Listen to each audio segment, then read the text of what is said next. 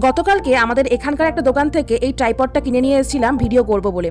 আমি নতুন যেহেতু ভিডিও শুরু করেছি তাই আমার কোনো ট্রাইপড ছিল না। তো চলুন এখন বাক্সটা তাহলে ওপেন করে দেখি যে কিভাবে সেট করতে হয় এটা। তো কালকে হঠাৎ দোকানে গিয়ে চোখে পড়লো এই ট্রাইপডটা। আসলে আমি ট্রাইপড কেনার উদ্দেশ্যে দোকানে যাইনি, তো চোখে পড়ার সাথে সাথে এটা কিনে নিলাম। তো এটার দাম কিন্তু বেশি নেয়নি, অনলি $5 নিয়েছে, মানে ইন্ডিয়ান টাকায় ওই 300 টাকার মতো দাম নিয়েছে। তো আমি প্রথমে ভাবছিলাম যে ভালো হবে কি না, তো দেখি এখন খুলে কেমন হয়।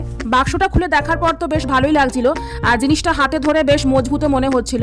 তবে আমি ঠিক বুঝতে পারছিলাম না, যেহেতু আমার আগে কোনো ট্রাইপড ছিল না, যে কেমন করে কি করতে হয় বা কিভাবে সেট করতে হয়। তাই আমার হাজব্যান্ডকে বলছিলাম একটু দেখিয়ে দাও যে কিভাবে সেট করতে হয়। আমি প্রথমে ট্রাই করছিলাম প্রত্যেকটা ঘুরিয়ে ঘুরিয়ে, তারপরে আবার ভয়ও লাগছিল যদি ভেঙে যায় উল্টাপাল্টা কিছু ঘোরাতে গিয়ে।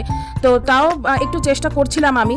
যদি আগে কোনো একটা ট্রাইপড নেওয়ার অভিজ্ঞতা থাকতো তাহলে আমি ভালো পারতাম আর কি, কিন্তু আমার তো কোনো অভিজ্ঞতা নেই আগে ট্রাইপড কেমন হয় বা কিভাবে করতে হয়। তারপর অনেক চেষ্টার পর ব্যর্থ হয়ে তারপর আমার হাজব্যান্ডকেই বললাম যে তুমি সেট করে দাও। তারপর ও সবকিছু সেট করে দিয়ে আমাকে বোঝাচ্ছিল যে মোবাইলটা এখানে রাখলে ওপর নিচ করা যাবে, তারপর এই নাটবোল্টটা ঘোরালে মোবাইলটা এদিক ওদিক সব দিকে ঘোরানো যাবে, তারপর দেখাচ্ছিল পেছনের নাটবোল্টটা তুললে স্ট্যান্ডটা একটু লম্বা হয়ে যাবে।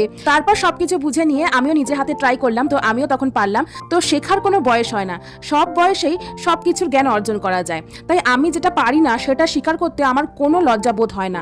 আমরা প্রত্যেকটা মানুষই প্রায় প্রতিদিনই কোনো না কোনো কিছু থেকে জ্ঞান অর্জন করেই থাকি, সেটা বয়সে ছোট হোক কিংবা বড়, আমরা সবাই জ্ঞান অর্জন করে থাকি। হয়তো কেউ সেটা মনে রাখেন, আবার কেউ মনে রাখেন না, কিন্তু জ্ঞান অর্জন আমরা প্রতিদিনই করি।